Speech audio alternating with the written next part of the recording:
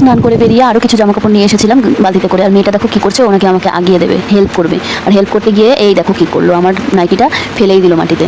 আর ব্যাস হয়ে গেল, কাদা টাদা লেগে একাকার। তো ওটাকে আবার ধুয়ে তারপর মেলে দিলাম। আমার আগে পিস দিয়ে ঘুরঘুর করছে, ওর নাকি খুব খিদে লেগেছে।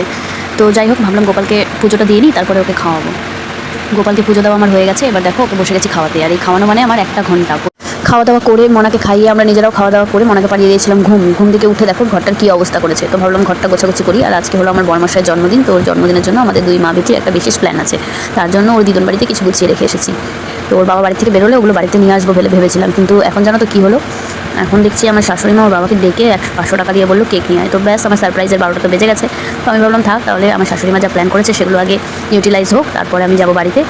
সে রাত যটাই বাজুক না কেন, কোনো ব্যাপার নাই, কিন্তু উনার প্ল্যানটা নষ্ট করতে আমার একদম ইচ্ছা করছে না। তো যাই হোক, ওনার প্ল্যানটাও থাক, আমার প্ল্যানটাও থাক। উনি যদি কেক আনার বিষয়টা আমাকে বলে দিত, তাহলে পরে কিন্তু দুজনে মিলে একসঙ্গে বেশ ভালো করে প্ল্যানিং করতে পারতাম।